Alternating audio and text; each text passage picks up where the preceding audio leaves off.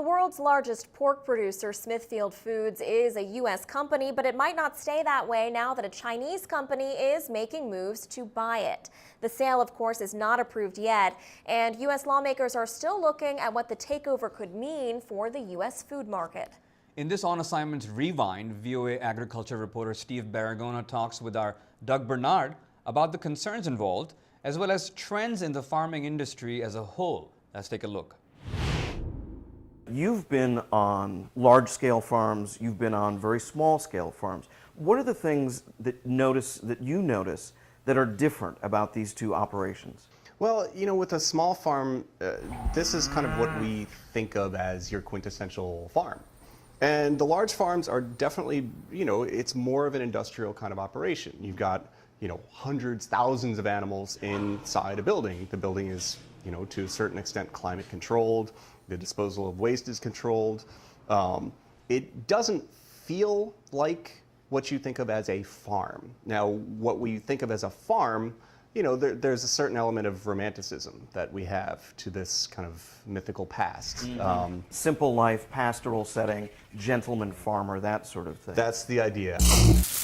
A growing number of people, like Kevin Summers in Amissville, Virginia, are returning to small-scale farming. In order to feed the world, I think this is a better way. It's, you know, it's a cleaner way, it's a more humane way. More Americans today want to know where their food comes from, and they like the personal touch that Summers gives his hogs. I can see the entire process unfold before my eyes and know that they had a good life and were healthy and happy. So large-scale farms are efficient. They're more profitable. Why would people then want to go, say in pork production, why would they want to go back to a small-scale farm? Well, there's a lot of the things that people don't like about the large scale. When you have that many animals in a small space, they create a lot of pollution. You've got to deal with the waste somehow. And there's the use of antibiotics is a concern. There's actually a fairly strong animal rights movement in this country that sees some of the practices as inhumane. And, you know, as far as the small-scale farms, I think the people who go into that kind of farming feel a real passion for the food system, for the quality of the food. I mean, they rave about the flavor. Chefs rave about the flavor. You know, people who really know what pork should taste like always go for these, you know, kind of the kinds of pigs that are raised in small-scale farms because they eat a more complex diet. There's, you know, it really depends on what you're going for. In the end, it's not one or the other. It's just difference. Both are going to continue. Both offer certain advantages over the other. And I think if we have a growing population, we're looking at 9 billion people by 2050, and it's not just the number of mouths, it's the fact that those mouths want better food now. You've got, you know, more than 1 billion Chinese. The standard of living in China has increased tremendously. How are we going to provide this much meat if we're using nothing but small-scale farms? That's the big question. Well, speaking of meeting demand, China has recently said that they're interested in purchasing Smithfield, which is the largest U.S. pork producer. Why would they want to do that? Well, a few things. They are the world's largest pork consumers.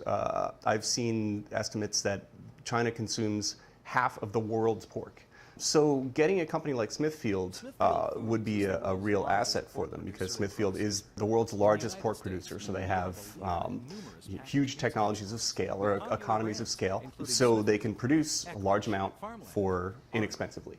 And China would love to learn how to do that better. They are going from a backyard production model to a large-scale industrial model in order to meet this kind of need. So more meat, better technology, better systems.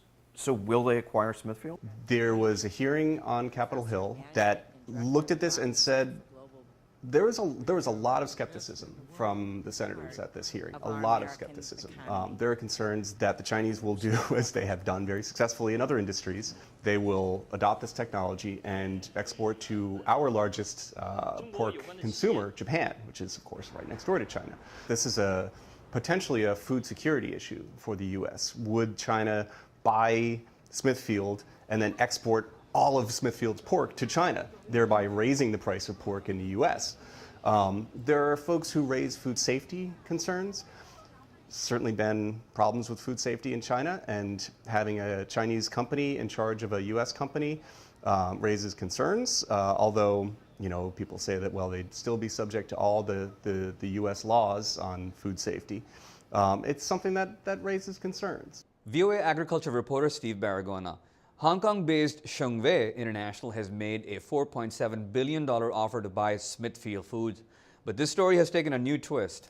Right. Smithfield has scheduled a special shareholder meeting in late September to vote on the proposed takeover, but reports indicate other investors may be willing to pay more for Smithfield than Shengwei has offered. So the merger, which would be the biggest takeover of a U.S. company by a Chinese one, is far from a done deal.